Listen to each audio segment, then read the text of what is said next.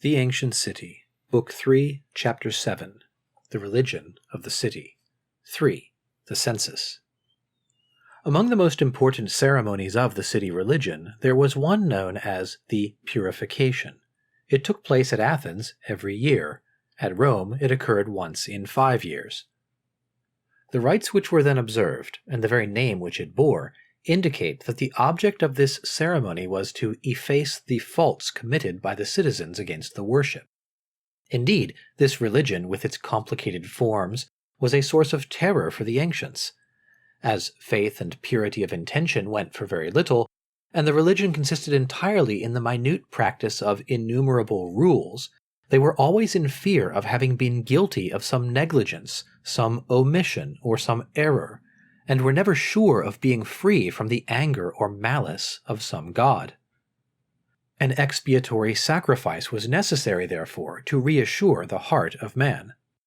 The magistrate whose duty it was to offer it — at Rome it was the censor, before the censor it was the consul, and before the consul the king — commenced by assuring himself by the aid of the auspices that the gods accepted the ceremony.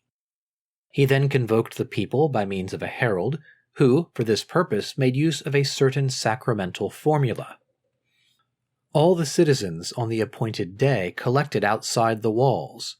There, all being silent, the magistrate walked 3 times around the assembly, driving before him 3 victims, a sheep, a hog, and a bull.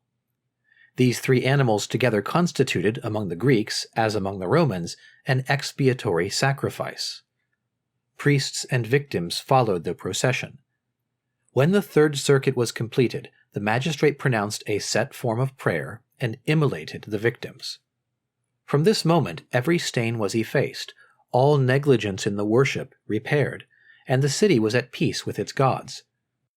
2 things were necessary for an act of this nature, and of so great importance. One was that no stranger should be found among the citizens, as this would have destroyed the effect of the ceremony. The other was that all the citizens should be present, without which the city would have retained some stain. It was necessary, therefore, that this religious ceremony should be preceded by a numbering of the citizens. At Rome and at Athens, they were counted with scrupulous care. It is probable that the number was pronounced by the magistrate in the formula of prayer, as it was afterwards inserted into the account of the ceremony which the censor drew up. The loss of citizenship was the punishment of the man who failed to have his name enrolled. This severity is easily explained. The man who had not taken part in the religious act, who had not been purified, for whom the prayer had not been pronounced or the victim sacrificed, could no longer be a member of the city. In the sight of the gods who had been present at the ceremony, he was no longer a citizen. We are enabled to judge of the importance of this ceremony by the exorbitant power of the magistrate who presided at it. The censor, before commencing the sacrifice, ranged the people in a certain order: the senators, the knights, and the tribes, each rank in its appropriate place. Absolute master on that day, he fixed the place of each man in the different categories. Then, all having been arranged according to his directions, he performed the sacred act. Now, a result of this was that from that day to the following lustration, every man preserved in the city the rank which the censor had assigned him in the ceremony. He was a senator if on that day he had been counted among the senators, a knight if he had figured among the knights. If a simple citizen, he formed a part of the tribe in the ranks of which he had been on that day. And if the magistrate had refused to admit him into the ceremony, he was no longer a citizen. Thus the place which one had occupied in the religious act, and where the gods had seen him, was the one he held in the city for 5 years. Such was the origin of the immense power of the censor.